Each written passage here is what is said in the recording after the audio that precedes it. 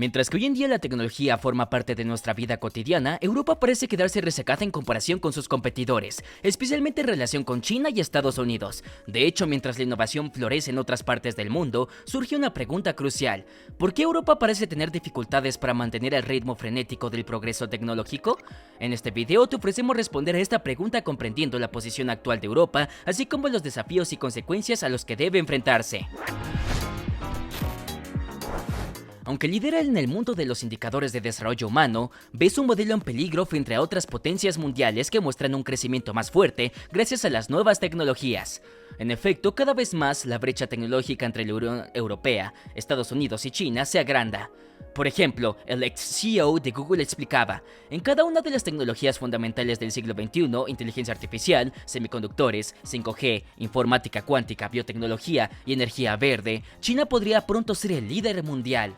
Las tensiones se han vuelto tales que en 2022, el presidente de Estados Unidos, Joe Biden, firma el Chips and Science Act, vendiendo $280 mil millones a la industria tecnológica estadounidense. Estados Unidos espera poder contrarrestar a China. Dentro de esta suma, $52,7 mil millones están dedicados a los semiconductores. Sin embargo, en varios aspectos nadie parece poder superar a Europa. Por ejemplo, tiene la mayor esperanza de vida con un promedio de 81 años frente a 79 para los estadounidenses y 77 para los chinos. En cuanto al aspecto ecológico, el viejo continente está reduciendo rápidamente en comparación con el resto del mundo sus emisiones de CO2 per cápita. Sin embargo, hoy en día se ve amenazado por su retraso en las nuevas tecnologías. De hecho, las preocupaciones al respecto solo aumentan. Por ejemplo, durante el debate del segundo turno de las elecciones presidenciales francesas, se discutió el tema de los retrasos tecnológicos de Francia y Europa. Así, la periodista Léa Salamé planteó la pregunta: Amazon, Apple, Google son estadounidenses, TikTok es chino. ¿Cómo hacer para tener mañana un Google francés? ¿Un Steve Jobs francés? Esta pregunta nos muestra la importancia de estos temas en nuestra sociedad, pero ¿realmente podemos ser mejores en todos los ámbitos? Por ejemplo, tiene muy buenos resultados en la ecología social, entonces ¿por qué preocuparse? De hecho, es un problema real, porque la tecnología está omnipresente en nuestras sociedades y en su funcionamiento.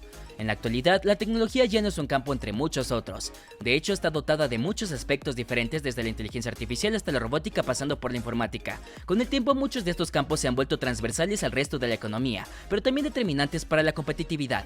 El presidente chino Xi Jinping declaró que la innovación de la tecnología se ha convertido en el principal campo de batalla del juego global, y la competencia por el dominio tecnológico alcanzará niveles de ferocidad sin precedentes.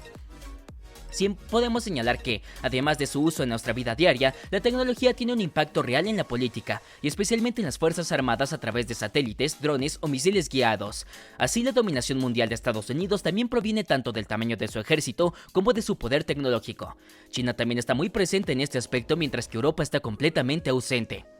Sin embargo, también es importante saber que la Unión Europea no está rezagada en todos los aspectos tecnológicos. Por ejemplo, tiene muy buenos resultados en materiales avanzados y tecnologías verdes. También se defiende en automatización, conectividad y biotecnología. Por otro lado, muestra graves retrasos en infraestructuras informáticas distribuidas, computación futura, inteligencia artificial, software y confianza digital. Como puedes imaginar, esto tiene grandes repercusiones en la economía. También crea otro problema: la dependencia de Europa de tecnologías desarrolladas en países como China o Estados Unidos. Su retraso tecnológico podría poner en juego un valor agregado empresarial de 2 a 4 billones de euros al año para 2040. Para poner este número en perspectiva, equivaldría al 30 al 70% del crecimiento previsto del PIB de Europa entre 2019 y 2040. Si este problema no se resuelve, esta crisis podría perjudicar a Europa en muchos aspectos, incluido el crecimiento económico, la inclusión social, la sostenibilidad y su voz estratégica en el escenario mundial. ¿Pero cómo explicar este retraso?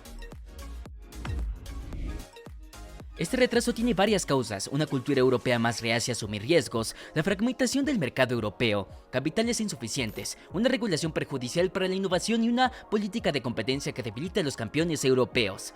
Pero una de las principales razones que destacan las normas son las sociales y fiscales dentro de Europa, que no son lo suficientemente homogéneas. Específicamente, el panorama está fragmentado y hay competencia entre países en algunos aspectos dentro de la Unión Europea. También hay una falta de recursos en el ámbito educativo.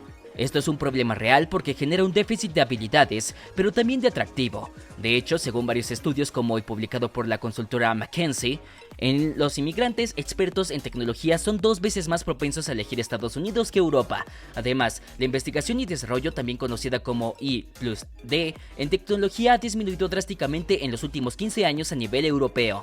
Por lo tanto, Alemania pasa del 8 al 2% y Francia del 6 al 2%. Además, la Unión Europea invierte 5 veces menos en el I+D privada en tecnología que Estados Unidos. Ni siquiera hablemos de China, que se ha convertido en un gigante tecnológico en unas 2 décadas.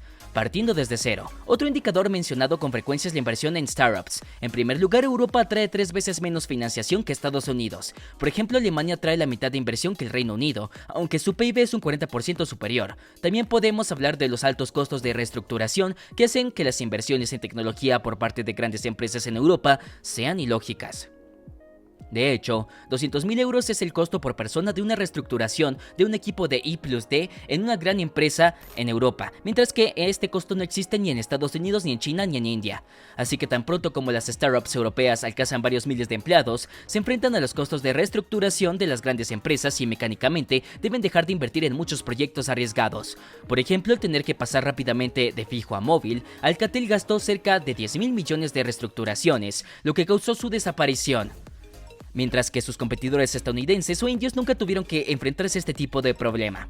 También podemos señalar, sabiendo que la tasa de éxito de proyectos en tecnología es aproximadamente de 1 a cada 5, que pocas empresas quieren lanzarse en Europa. Así, gran empresa que lanza 5 proyectos innovadores y arriesgados gana dinero en Estados Unidos mientras que pierde dinero en Europa. Esto tiene por supuesto grandes consecuencias.